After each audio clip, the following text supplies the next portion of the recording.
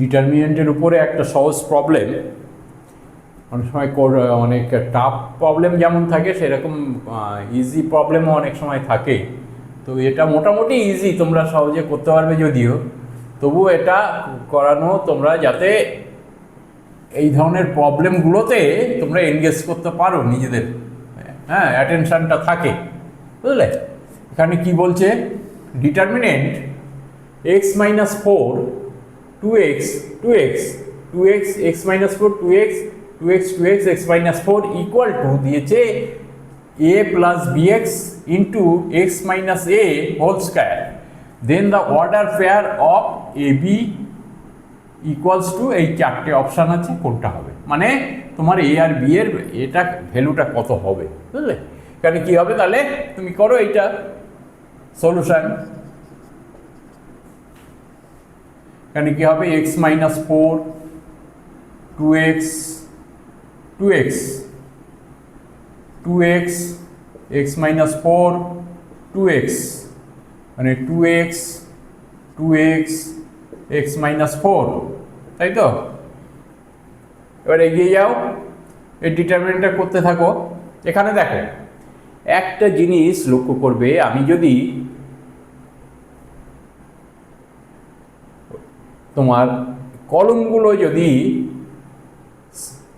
তোমার যোগ করি, তাহলে এখানে কি হচ্ছে দেখো, প্রত্যেকটায় তাহলে এখানে টু এক্স মানে ফোর এক্স, আর এখানে তোমার হচ্ছে ফাইভ এক্স মানে ফাইভ এক্স মাইনাস ফোর।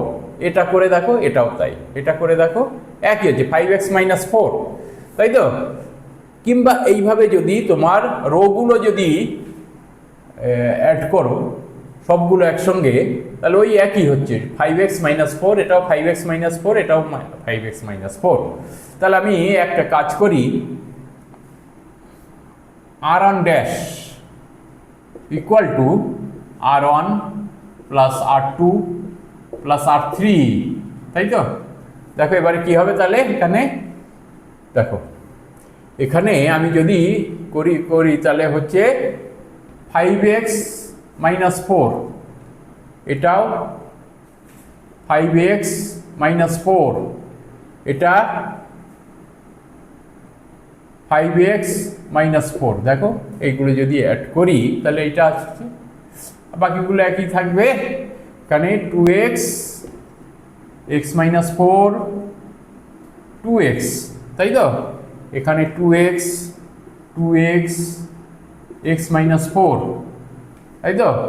এবারে তুমি এক কাজ করো, এখান থেকে যদি ফাইভ এক্স মাইনাস ফোর যদি কমন নাও, কি পড়ে থাকবে, ফাইভ এক্স মাইনাস ফোর বাইরে এলো, এখানে পড়ে থাকলো ওয়ান ওয়ান ওয়ান, তাই তো। দেখো এবারে কি হবে, এখানে লেখো টু এক্স, লেখো এক্স মাইনাস ফোর, এখানে টু এক্স, এখানে কি হবে তোমার two x x minus four, তাই তো। এবার এক কাজ করো, এখানে এবারে কলমগুলো এক নাম্বার এক নাম্বার কলম এক নাম্বারকে তুমি কলম টু এবং টু থ্রি থেকে সাবট্রাক্ট করো, তাহলে কি হবে, এখানে লেখো তাহলে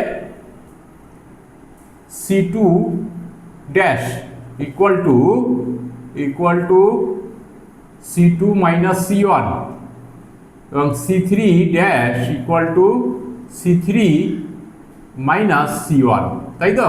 এবারে করো তাহলে, এবারে কি হবে, মানে কি হবে ওয়ান টু এক্স, এখানেও টু এক্স লেখো। এবারে এইটাকে যদি এর থেকে মাইনাস করো কি হবে, এখানে জিরো হবে। এখান থেকে যদি এ করো টু এক্স মাইনাস করো, তাহলে এখানে হবে মাইনাস এক্স মাইনাস ফোর, আর এখান থেকে কি করে জিরো হলো এখানে, তারপরে ওয়ানকে যদি থ্রি থেকে মাইনাস করো কি হবে, জিরো হলো এখানে। এবারে টু এক্স থেকে টু এক্স যদি মাইনাস করো এখানে জিরো, এখানে যদি করো তাহলে এখানে হবে মাইনাস এক্স মাইনাস ফোর, তাই তো। ও একটাকে লেখা হয়নি, এখানে ফাইভ এক্স -4 ইকুয়াল টু, তাই তো? এটা লেখা হয়নি, তাহলে ইকুয়াল টু 5x - 4, হ্যাঁ, ইন্টু, না এবারে তুমি করো, ঠিক আছে, এখানে 1 ইন্টু কী হবে, এইটা মাল্টিপ্লাই এইটা, তাই তো? এই -x - 4 ইন্টু -x - 4, তাহলে এখানে কি হচ্ছে -x - 4 ইন্টু -x - 4, তাই তো? এবারে এইটা যদি মাল্টিপ্লাই করো -0, এটা লেখার দরকার নেই, তাই তো?